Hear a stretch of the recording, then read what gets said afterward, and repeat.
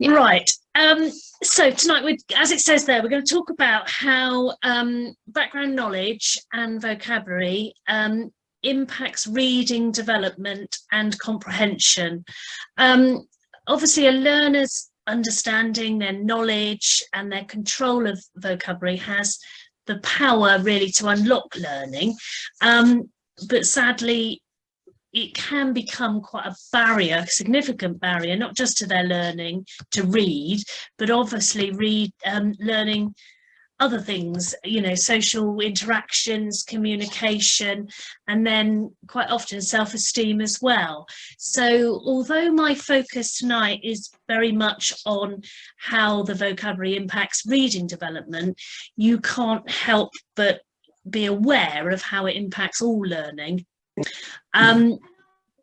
You know, if you think of yourself in a meeting, hopefully not this evening, but if you think of yourself in a meeting where the person speaking is using a whole range of words that you're totally unfamiliar with, certainly I know I've been in that situation in hospital appointments when they're using these huge, great words that you really don't understand.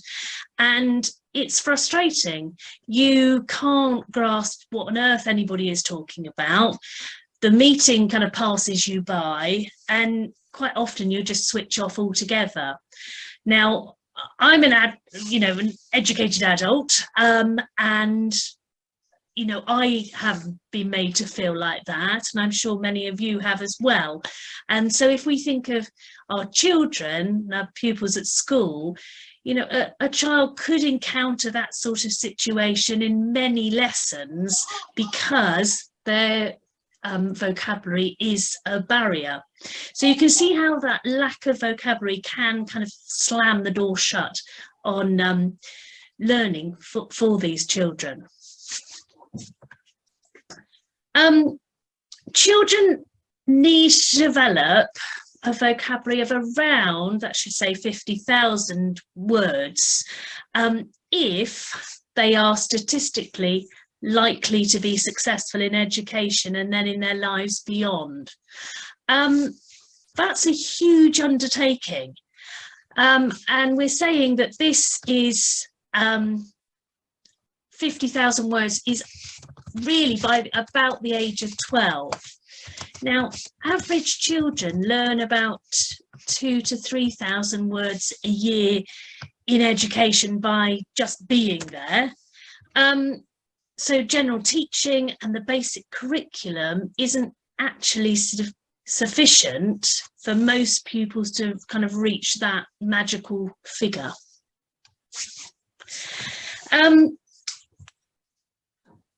At school, your children will be judged on their reading ability at the end of junior school by sitting their Key Stage 2 SATs.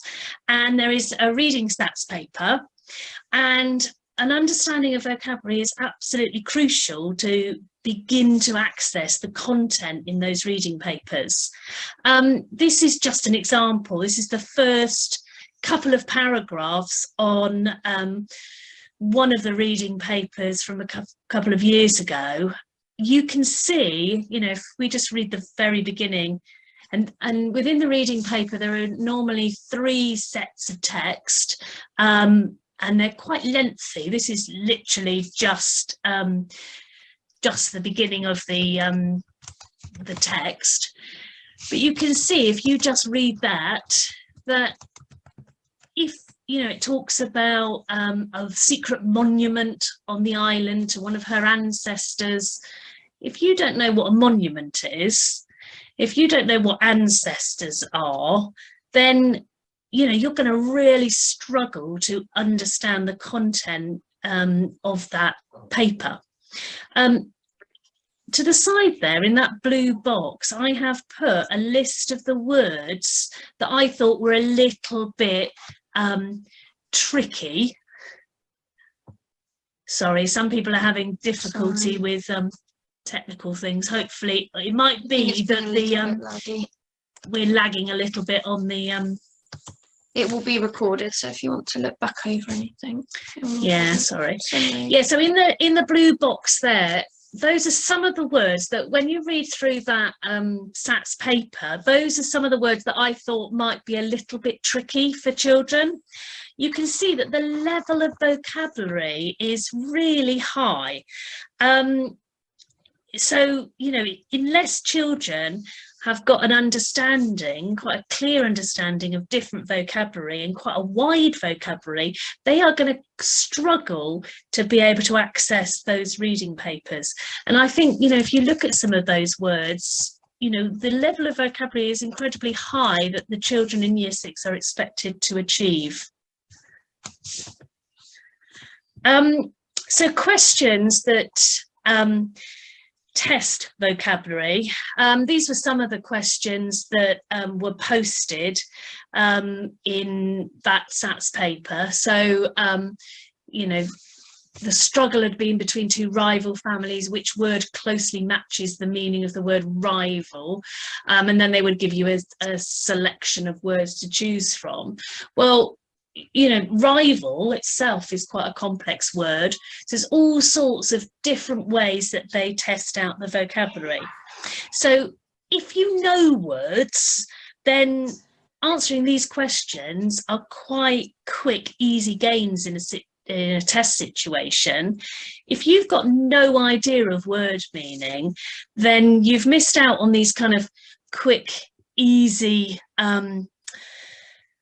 you know, 1-mark questions, but also it's really unlikely that you are going to be able to access those other more in-depth questions because you haven't really got an understanding of what's going on in the text at all.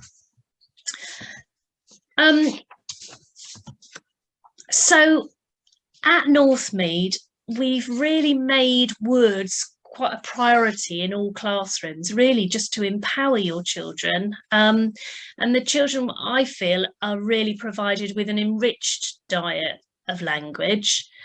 The taught vocabulary encompasses sort of in detail a planned approach to vocabulary where we actually teach children about specific words. So the children picking up vocabulary isn't a subconscious element in our classrooms, but it really very much is planned for, and it's at the forefront of our teaching and our learning. So those are some of the approaches that we take, and I'm going to go through each of those just very briefly.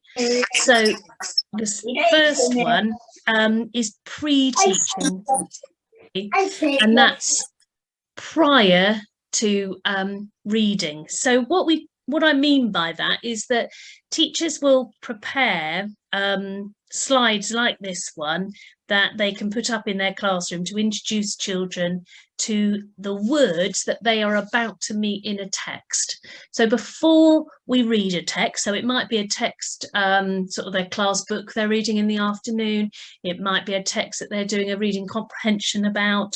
So we will bring up the words that we think are tricky within that text. And then we will discuss the meaning of those words with the children. Because then, once the text is read, if you've discussed the words previously, when it comes up in that text, then you're going to have a much better understanding, much better chance of understanding what the whole text is about anyway. Now, obviously, words need to be taught in the context of the text about to be read. Context is really crucial for vocabulary learning completely, because depending on the context that you're talking about, words can have different meanings, and they'll belong to different word classes as well. So if you look there, you know, the word rock can be a rock, as like a stone, big lump of stone. It could be a stick of rock that you get at the seaside. Those two things are nouns, but it could be that you rock the baby in a cradle, or the boat rocks. Again, that's a verb. It could be rock music, and then of course it could be the rock. So, you know, there's all sorts of different meanings for the same vocabulary, and children need to be taught the different contexts so that they can apply it correctly in the different contexts. The other thing that we do an awful lot at Northmead is that we read good quality texts to children. The more times that children encounter high quality vocabulary, then the more often they're going to be given opportunities to use it, the more likely that language is going to become part of who they are, part of their sort of natural repertoire for speech, but also for writing. Those children who are avid readers and high achieving readers, they're going to be encountering this kind of vocabulary on a page by page basis by themselves. But for the younger children, for less confident and more reluctant readers, then we as teachers, we need to provide these opportunities for those children. So we do read aloud frequently to our classes, and we expose children to a wide range of genres and therefore a wide range of high quality vocabulary as well. During our actual reading lessons as such, so every day children will have a lesson that focuses just on reading. Teachers will model how to answer questions that involve an understanding of vocabulary. So therefore we're talking about words all the time. So as it says there, there's different ways that we do that. It might be trying to explain the meaning of words in a text. It might be trying to decipher what an unknown word actually means by picking out the clues in a text. So there's an example of that there at the bottom. So if you didn't know what the word radiance meant in that sentence, the radiance of the electric light display almost blinded the audience, we'd encourage them to look at the words that they would know, so electric or light, blinded, and then from that they might be able to pick out and try and figure out what that word might actually mean.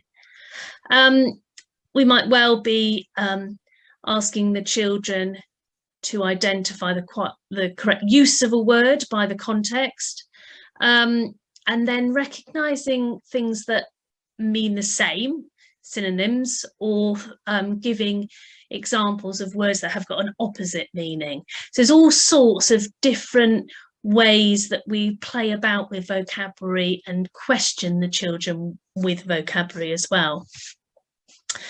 But talking about vocabulary doesn't just happen in English. We also teach across most of the other curriculum areas as well. So before teaching, we try to pre-teach some of the vocabulary that will come up. So example there, look, if they're doing ancient Egypt, you might talk about the different words that we'd be using. They'd probably go up on a display in the classroom so that they get referred to as we teach. So it's not just in English, because children need to be able to use vocabulary across all of their learning as well. And then I believe that our teachers at school are good role models for children. We don't dumb down our language when we're teaching. I would say that, you know, some children, they might well be exposed to, you know, poor vocabulary on a daily basis. You know, you tend to use the vocabulary that your environment demands of you. So if that is of a low standard, you kind of you would tend to use that language. If you are surrounded by people who are using excellent language, then you kind of bring your language up to match that. And so we would say we would model the sort of language that we would like our children to be using in school, and the way that we speak to each other would encourage those sort of high quality interactions. So the second bit is very much about how background knowledge can also play a part in the comprehension of children's reading.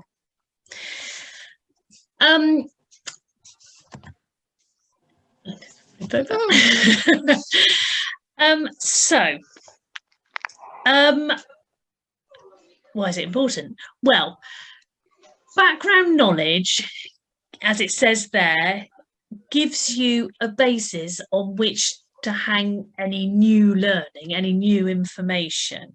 So, the more you know about something, the easier it is to read a text and to understand it, and then the easier it is to actually retain that information as well.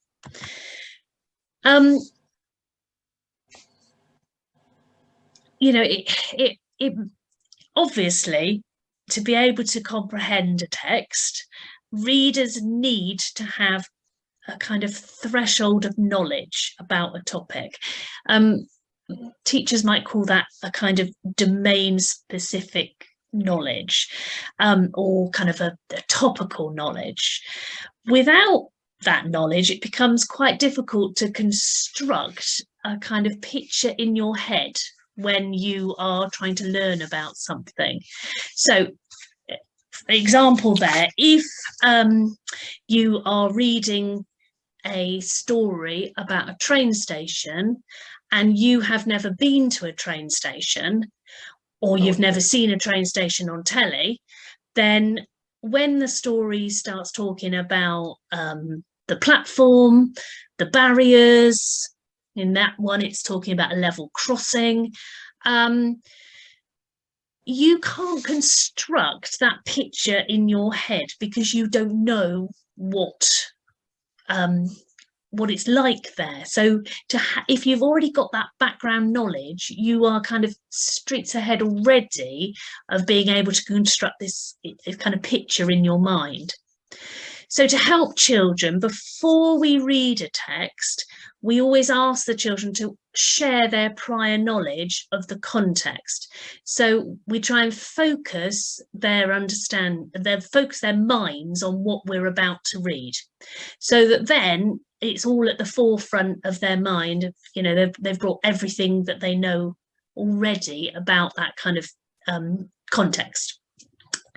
We always begin a new unit of reading by looking at non-fiction texts. And the reason we do that is we try and build up the children's background knowledge first and their understanding before we launch into the fiction side of things. So it might be that you teach them a little bit about the historical context of where that story is taking place, or where in the world it's taking place, or something about the characters. So for example, year 4, just before Christmas, they read a book called The Dog Who Saved Christmas. The character in that story is a little boy who has got autism. Now, if you don't understand what happens when you've got autism, then you would find that story quite difficult to understand, because the little boy in the story has real problems because there's lots of flashing lights because it's Christmas, there's lots of change to routine because it's Christmas, and he finds that really, really difficult to cope with. So before the children read that fiction text, they studied a non-fiction text all about autism, and they learned all about some of the triggers that children with autism might come across. And then that kind of empowered them when they read the fiction story to understand it a little bit more. They could then relate to that character because they understood why he was finding it so difficult with the lights and change of routine and stuff. My class, we've just started reading The Explorer. That's a story that is based in the Amazon rainforest. It's about some children whose plane crash lands in the Amazon rainforest. So before we started reading that, we looked at a non-fiction text all about the Amazon rainforest. What we also did, though, was to kind of remind them that they learn all about the rainforest in year 3. So it's a matter of bringing back that background knowledge, trying to remind them of everything they already knew, so that then once we get into the fiction story, they've got that knowledge to hang that story on. Thank you. The other reason, as well as you know, giving it context and you know, helping them to focus on a story, is background knowledge helps to fill in the blanks, because an author leaves out information when they write a story. They don't write in absolute detail.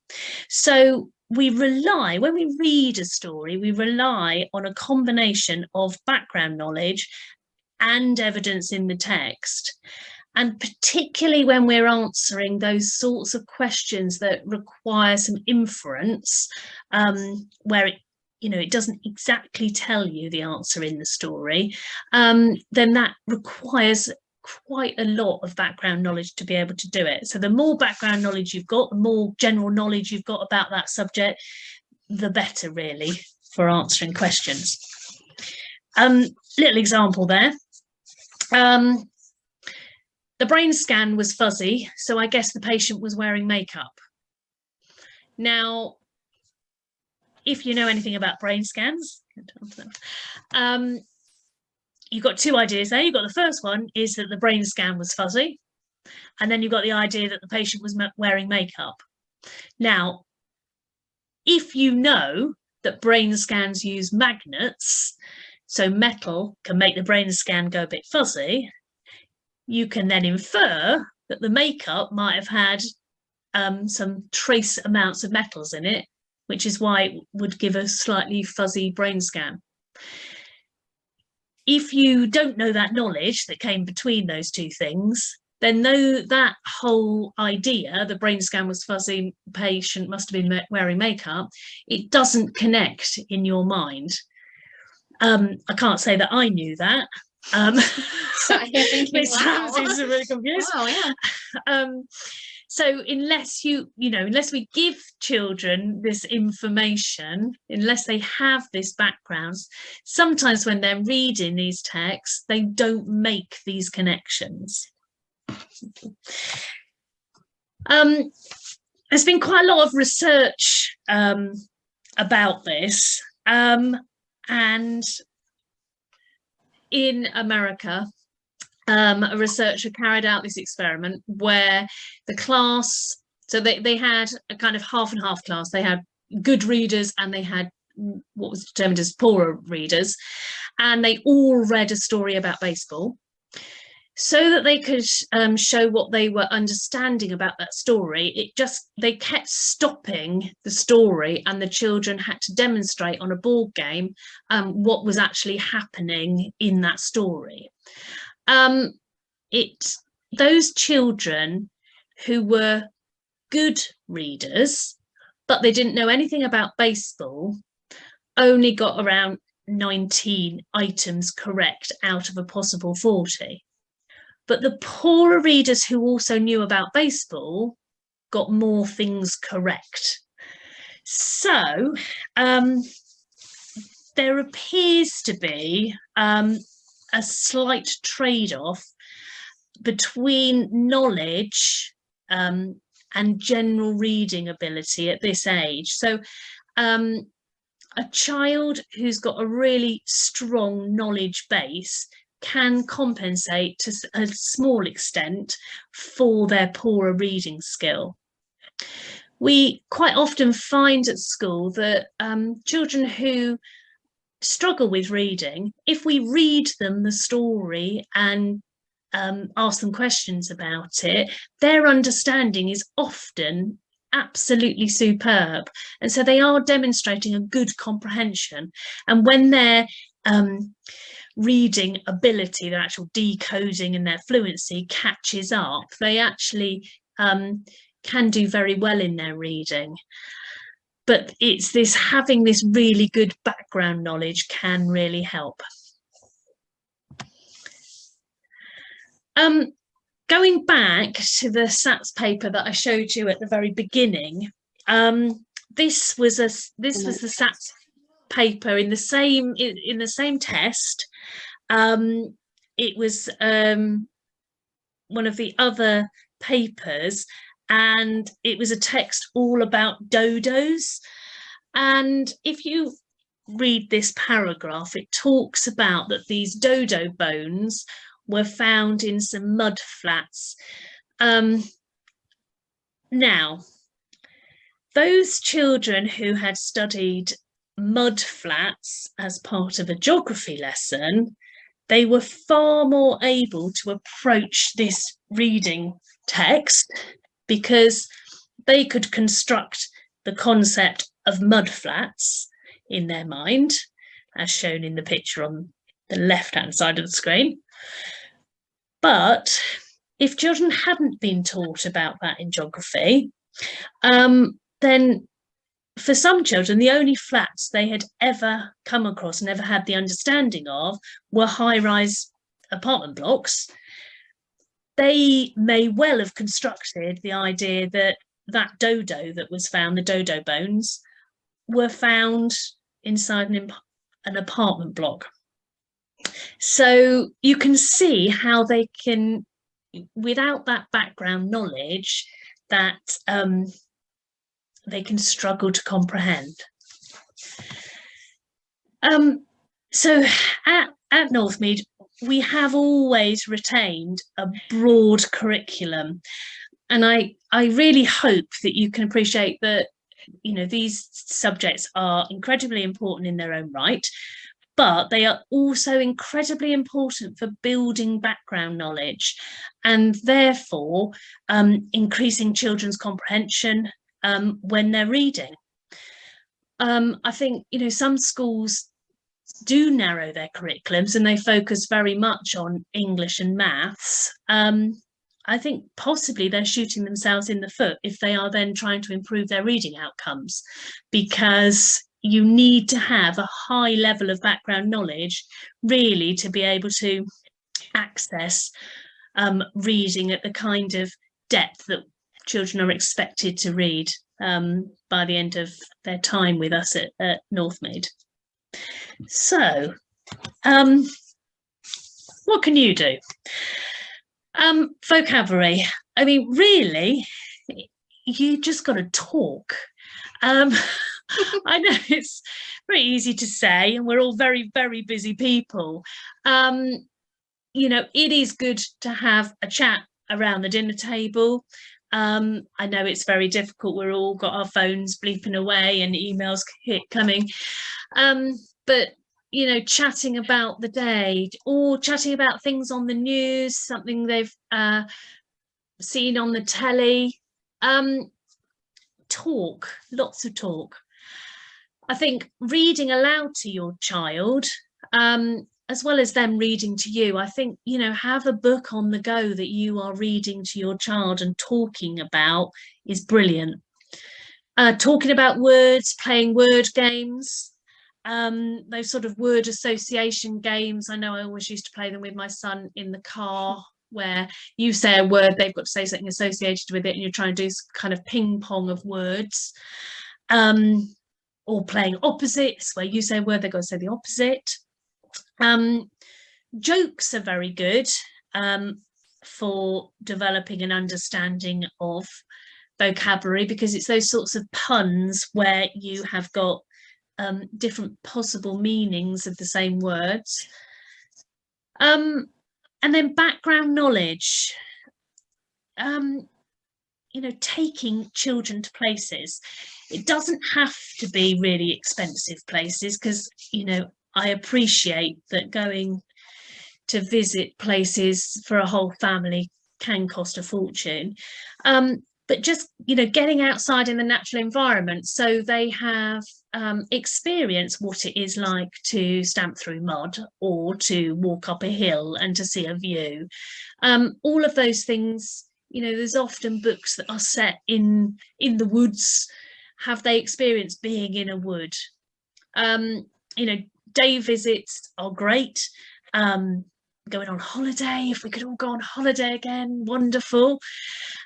Museums, art galleries, but simple things as well, like, you know, going on a bus.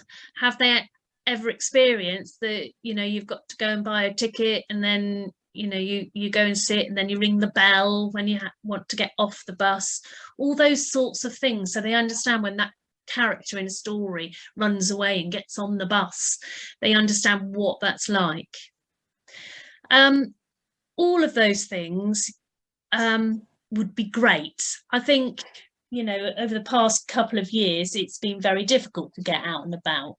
I think, obviously, we feel that direct experiences, hands-on experience are the best way to build knowledge. I mean, we love it when we take the children out and about, and, you know, they're sort of awe and wonder in wherever we take them. You know, it's delightful, it's exciting.